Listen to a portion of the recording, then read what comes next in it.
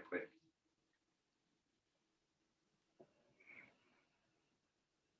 Hi, everyone. Happy Friday. Good morning. Good morning. Welcome. And I'm just super excited to be here with you virtually.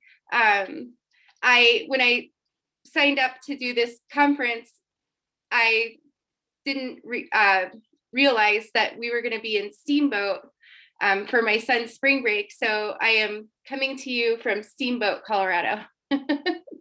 So, but we make it work, right? So today we're going to talk about recommended practices and social emotional facilitation strategies for adult learners and learning communities. And a little bit about me. My name's Ann Fulton, but you can call me Annie. My students call me Miss Annie, some of them. And I began my career as an early childhood teacher on the Auraria campus about 20 years ago. And I worked at the lab school that we had on the campus as the lab school master teacher. And in the classroom, I had, I had preschool children ages 3 to 5, but I also had teacher education students who were at the community college working in the classroom alongside me, learning about best practices for working with young children. And they've completed their hours of experience in the classroom with me while taking coursework at CCD in early childhood education. So I eventually, I did that and I became the center director, and then I started teaching as an adjunct in early childhood, and eventually became the department chair for early childhood and elementary ed and full-time faculty. I've been in my role for 10 years now at CCD, but really I just kind of grew up at CCD working with teacher education students in a variety of roles, and I have a lot of experience in helping children and families feel supported and safe and secure, like in my learning environment. And then that extended on to working with teacher education students, which is why I'm very passionate about this topic. And I'm excited to share with you and hear from you and your expertise, some ideas and your contributions to this topic. So thank you so much for joining in, and let's get started. So in this session, we will explore social emotional facilitation strategies and best practices for supporting adult learners and diverse learning communities within the critical first weeks of the semester. And that is very important to note that we have an opportunity at the beginning of the semester as instructors, whether we're in the classroom physically or if we're in a virtual sense, we have an opportunity to set the tone and to send out energy, right? And one of the things that I feel most passionately about is helping students feel welcome and included and safe and secure so that they can really take those risks and move forward in their learning journey supported. We're going to pause and reflect about what is known about how adults learn and each adult learner as an individual, and then the social and cultural contexts in which adult learners live. So some community agreements for this session and for our community of practice that we are sharing right now. Just be open, be present, share your expertise, because we are a community of experts in our different disciplines, and we all have so much that we can share together. And then we will engage and we'll pause and reflect, maybe do a little journaling. And then at the end, we'll set an intention for our future practice as educators of adult learners. So Carl Jung said, "One looks back with appreciation to the brilliant teachers, but with gratitude to those who touched our human feelings. The curriculum is so much necessary raw material, but warmth is the vital element for the growing plant and for the soul of the child." And coming from an early childhood and teacher education background, this really resonates with me, but it also applies to my work with adult learners.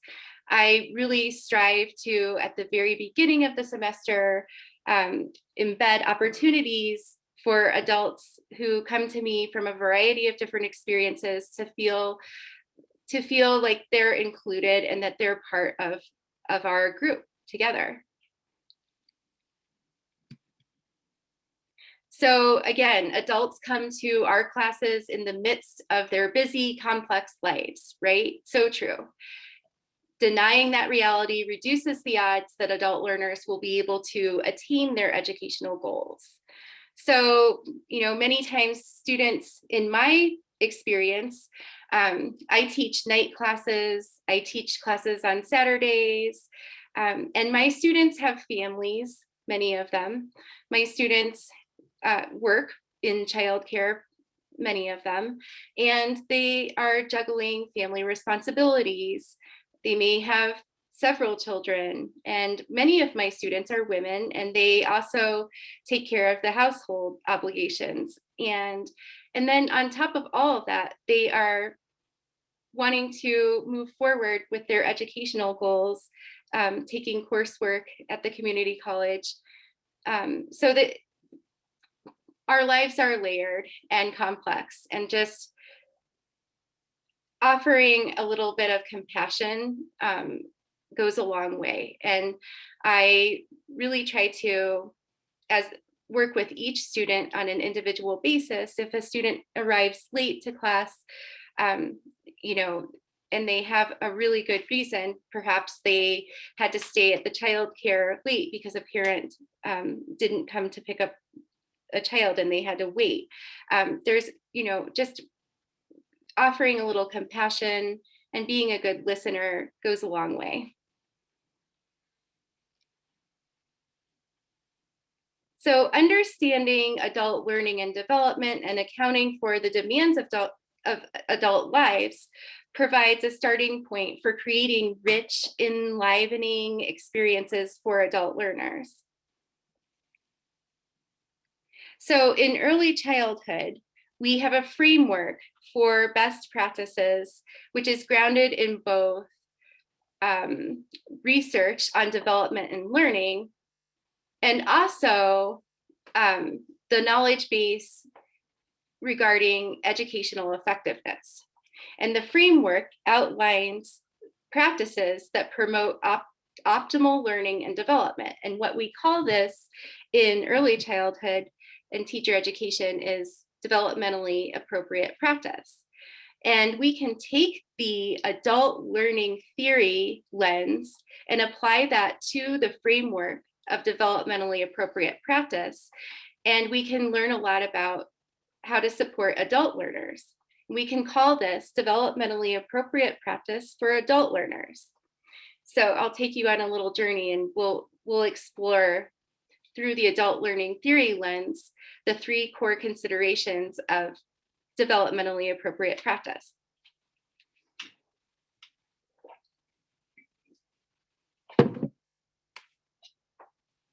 So we'll first consider what is known about how adults learn. Well, we know adults are independent, they're responsible, self-directed. And when adult learners are given options for what they will learn and how they will learn, they're more likely to be intrinsically motivated and tend to view their learning experiences as relevant.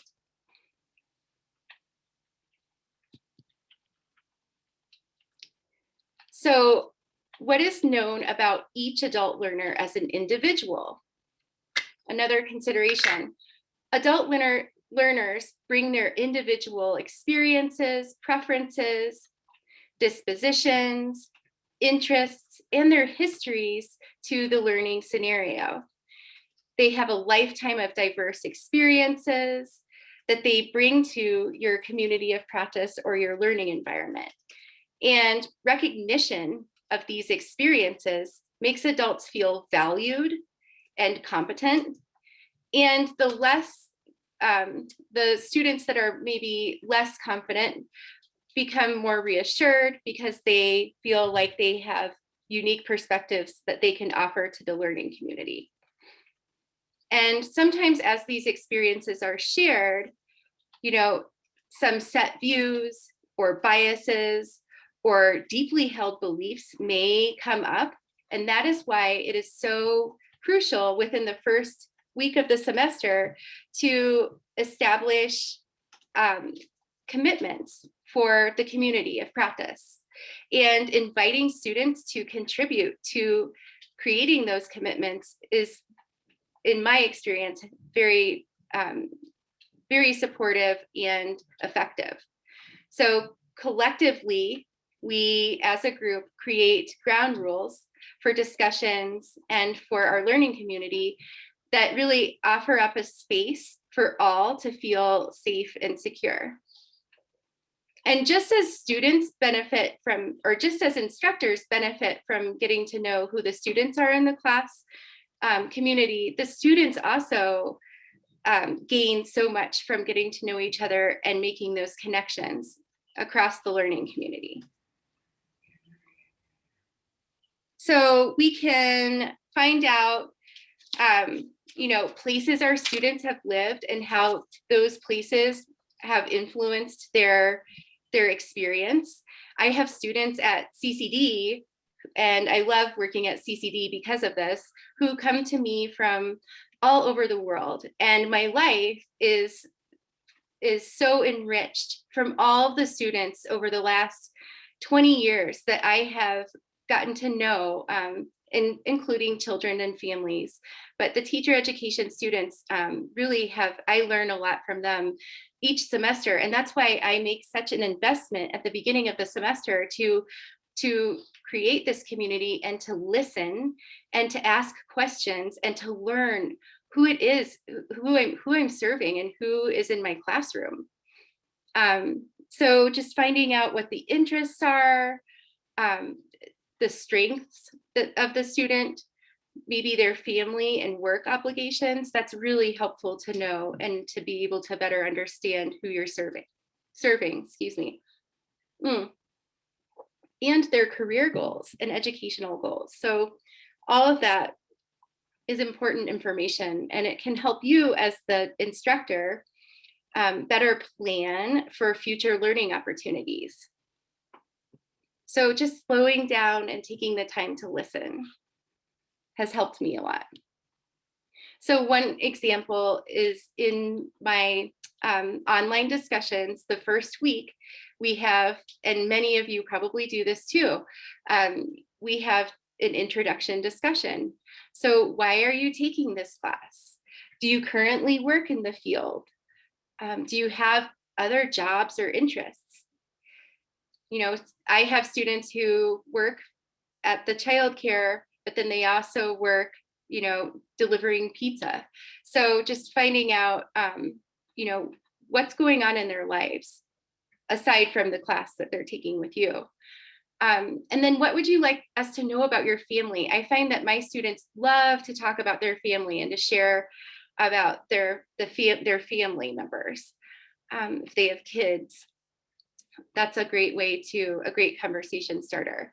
And then I added, what community agreements would you like to offer up to our learning community? And community agreements are a set of norms and agreements that guide our work together online and in the classroom. And many of you probably do this as well, but I, a few years ago, completed a yoga teacher training for educators, and it also had an additional wellness coaching endorsement. And so I really feel strongly that, if we take time to engage in practices that really support students on a social emotional level, students are more likely to stay engaged in the class, to feel supported, and then to successfully complete the class at the end of the semester.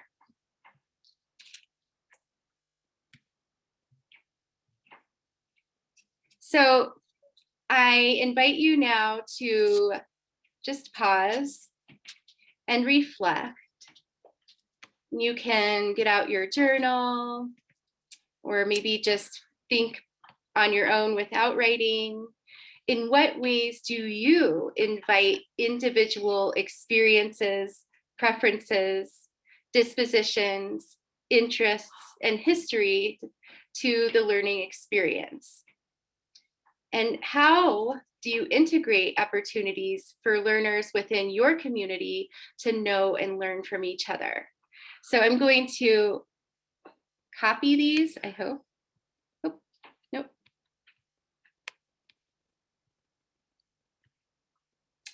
Well, I don't think I can copy them, but I am going to Type stop. them into the chat if you want. Oh, you can? Yeah, I can just look at it and type them in. You're amazing. You You're a valued member of this learning community today. All right, so I'm going to stop screen sharing so that I can see the chat. So. Do you want us to post these in the chat? Yes, that would be, yes. So what kind of things are you doing in your classes to promote, community? I want to hear from all of you because we have so many amazing people working in the system, and I'd love to hear some ideas. Is there another question that I missed? That's fine. That's good. Yeah. Okay.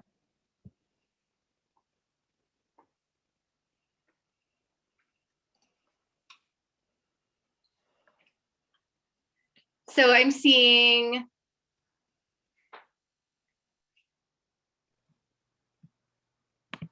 personal goals for taking the class. That's great. Wow, there's so many ideas coming in. Breakout groups on WebEx for completing daily reading guides. A classroom constitution. Students write about their goals, values, and habits that they want to be part of the class, and we form it into a document and we all sign it. That's an awesome idea. I do a series of icebreakers throughout the term so that the students learn more about each other. Icebreakers are a great strategy.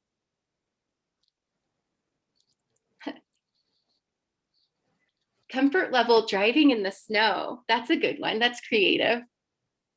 We set classroom rules of engagement. I love that term, to establish classroom behavior standards. Allowing students to choose topics for their speeches, right? Because adult learners want to have a choice in their learning.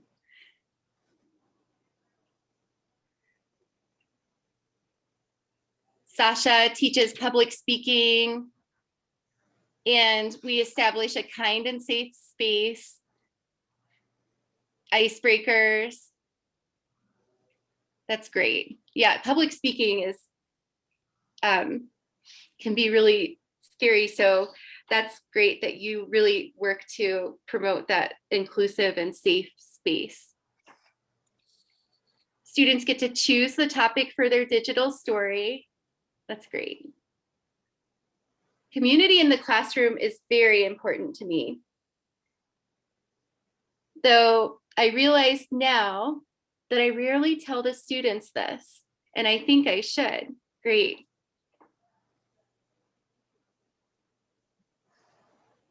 Thank you all. There's so much coming in. I'm going to keep moving on because we have 2 more things to explore. But thank you so much for showing up, for being present, for being engaged, and for taking the time to pause and reflect, because there is just a wealth of ideas and knowledge and experience here in this virtual space today. So thank you. And I just want to say, like, I am not the expert by any means. I'm just passionate about this topic. And I always tell my students, I'm a guide by your side.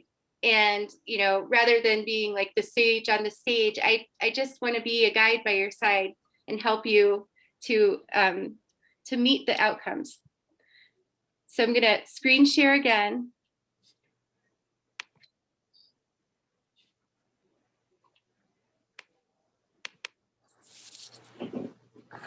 Is that up? Can everybody see it? Thumbs up. Okay, Patricia, I see you. All right, so moving on. My dear colleague of 10 years is with us today, and I admire her in all of the ways that she makes her students feel accepted in her classes. And she teaches a lot of classes with students who speak Spanish. So she teaches bilingual supported classes. And many of the students come who have never taken a college course before. So this is all very relevant and meaningful in Patricia's world as well. Thank you, Annie. You're welcome. So what is known about the social and cultural context in which the adult learners live? And in developmentally appropriate practice for working with young children, this is one of our core considerations. But we can apply this to adult learning as well. Learning about birthplace, family size, racial and ethnic identity. I've done a lot of work with the Center for Urban Education from USC, which I think our keynote referenced in the keynote address. And I've learned so much on that journey with CUE. So I recommend, if you are interested, to seek out CUE and learn a little bit more from their website about what they're all about. Language, age or generation, and cultural norms provides a foundation for the facilitator or instructor to use in scaffolding the learning connections across diverse learners. So just the more information that you can find out about who you're serving, the better then you can guide in your planning for the learning opportunities and the activities and things that you invite your class to engage in.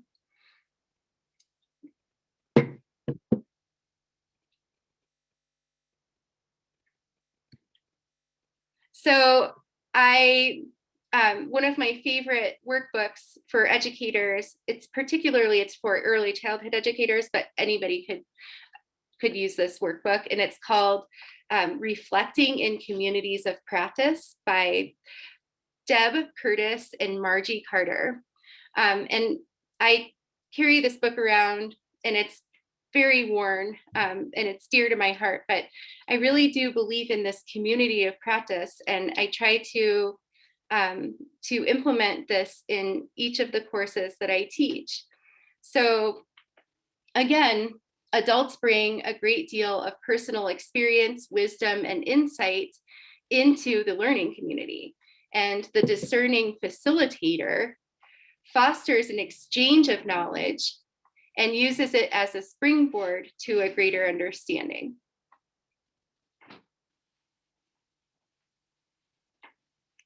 So let's pause and reflect. How can we create a welcoming environment, a sense of shared culture, and a space where each learner supports the others?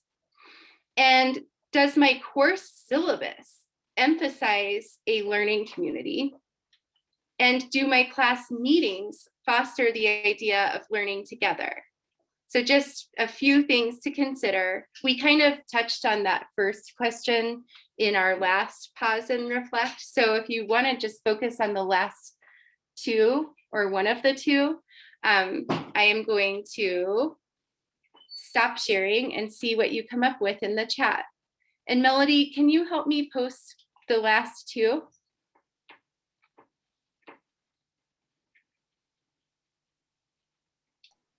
Sorry, I was muted. Oh, it's okay. Yes, Okay, yes, I just posted them just now. okay. And okay, I'm gonna stop sharing. All right. Oh, Anne is here.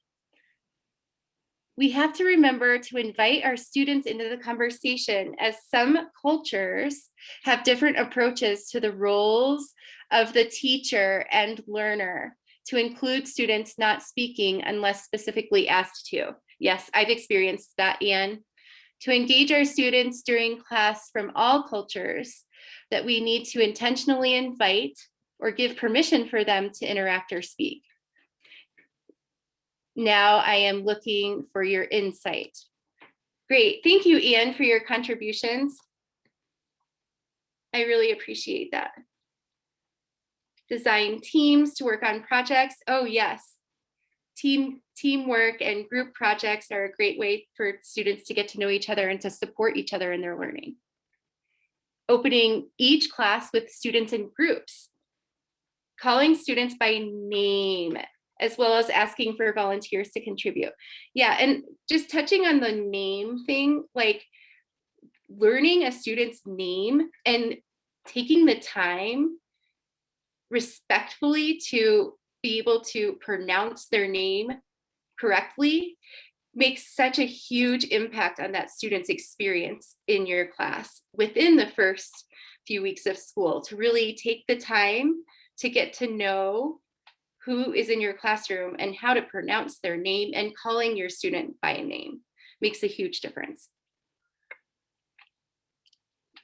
Breakout rooms on Zoom, table discussions from Jim. Hi, Jim.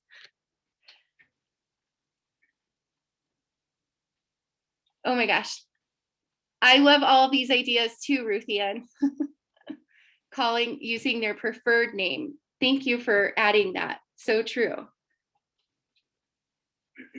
Yeah, it does take time you have to create a space and take the time to get to know, how the student's name is pronounced, how they want you to pronounce their name, and just asking for help is something that I have experienced in my practice. And when I first started teaching, I will be honest, like I didn't do this and I didn't take the time. So, I've learned over the years to just slow down and really can take the time and make these connections at the beginning and establish these relationships. And it really does make a difference for the students that are in your class.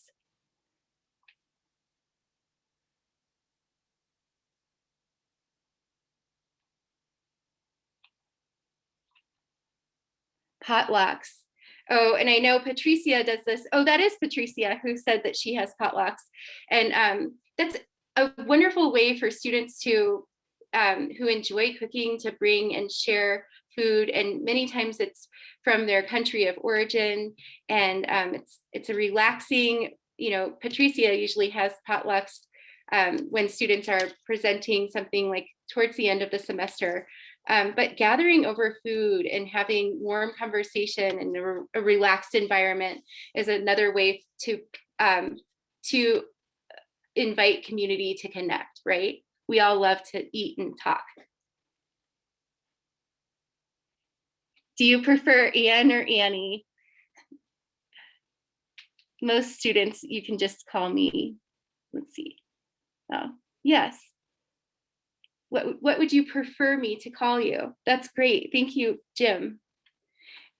Okay, there is so much love, and I'm filled with gratitude for being part of this family. So thank you all. I'm gonna stop. I'm gonna go back into the PowerPoint now.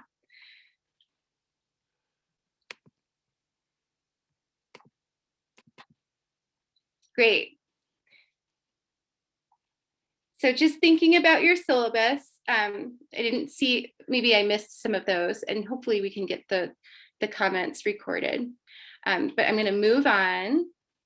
Just thinking about the language in your syllabus. Oops. So what are some implications for adult learners? Well, these are just recommendations, but how can we involve adults in planning for their learning? And how can we draw on the rich experiences that adults bring into our learning environment? And we want to make sure and ensure that the topics that we present are meaningful and relevant and specific to the experience of your adult learner. So in my classes, because I'm in teacher education, I invite students to, maybe they will be reading a professional journal article on perhaps child guidance. And then what I ask them to do is to make the connection. In what ways does this new learning influence your work with young children and families? And if the students are not currently working and they are brand new to the field, then I ask them to set intentions based on what they've read in their new learning. So just making those connections, applying that theory to practice in my field, in my discipline, really helps. And then be aware of any biases and assumptions that you might bring to your teaching. So again, starting with self-reflection, maybe keeping a journal, taking time, slowing down, looking at data, maybe professional development opportunities such as Q training, working with the Center for Urban Education, and just reading on your own are great ways that you can engage in that journey of self-reflection and then improvement. And we all can learn and grow and evolve, and the best teachers never stop evolving. And so before our last slide, I'm going to go back here and I'm going to do a time check. Okay. I just want to share a few strategies in my community of practice that I have started using with my students, and I've been using them over the last 2 years because I completed my yoga teacher training for educators about 2 years ago. So, and if you want to learn more about these strategies, I can share specific steps for you to be able to facilitate these. And I have them. So if you want to email me, I can send them to you. I have my students form a community circle when we're face-to-face, and I can't wait to do that again. We do engage in reflective journaling, both in person and in the virtual classroom. Just as I give them a prompt, we pause and reflect, and then we share out. We engage in pair sharing, and I'm sure many of you do that. And then that leads to a small group share, and then the small group share reports out to the larger group. And I try to group students depending on what age group they work with, or what their interests are or needs are. And then I love doing the 2-word check-in, and you can do this in the virtual classroom. Now you can post emojis, which have like feelings faces, just in 2 words. How are you feeling right now? And you can start your class out that way. And it's a great way to take like a social emotional temperature of what the energy is in your classroom, because our students, again, in their complex adult lives are arriving to us. And we want to just check in so that we can better plan and adjust our plans if needed, to serve our students and support them. So in 2 words, how are you feeling right now? You can do that throughout, if you have a heavy discussion in your class or some topics arise that may be unsettling or discomforting, you can pause and you can ask students for a 2-word check-in. I also have started inviting students to begin the class with me by engaging in 3 collective breaths. So breath work, we all are human beings and we all need our breath. And, when we take the time to slow down and collectively as a group, take 3 breaths together for our learning community, we inhale in and then we exhale it out. then we breathe in, and we sigh it out. And then the last breath, I invite the students to breathe in gratitude for this learning community that we share. And then we exhale, sending out gratitude to someone in the learning community. And that's a really helpful practice. And it helps calm the central nervous system, and it helps prepare students to be present and engage. And I have seen an increase in student engagement and participation when I start the breath work at the beginning of the class. And students have, private messaged me that they love it. And so it's been well received. And I love sharing that part of my life and that practice with my students.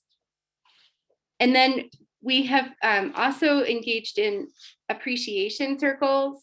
And this usually happens like towards the end of class, where we acknowledge and send out gratitude or appreciation for someone in the learning community.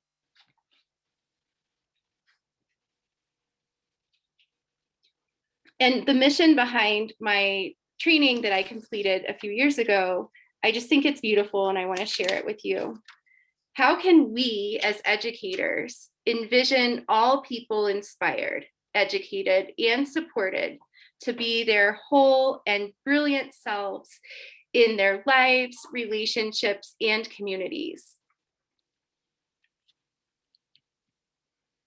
And now I invite you again to pause and reflect. And this is where we can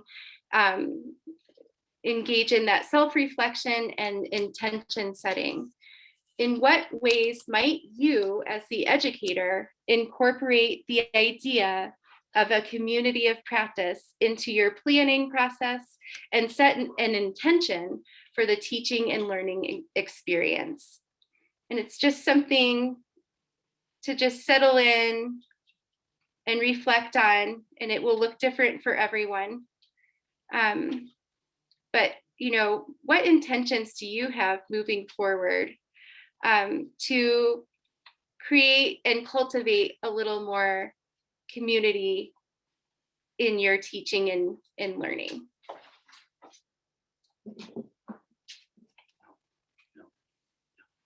And now I'm going to stop sharing. Stop sharing. Stop sharing. Oops. Okay. So I'm just going to look at the chat.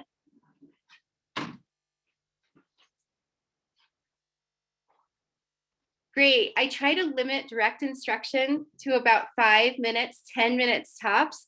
Students then focus on engaging with the content, either alone or with a partner or group. Yeah, and I appreciate that, Kat. Thanks for attending, Jim. Thanks for joining in.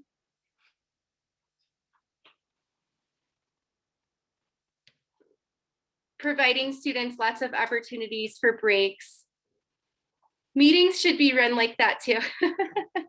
I would be happy to facilitate 3 collective breaths anytime.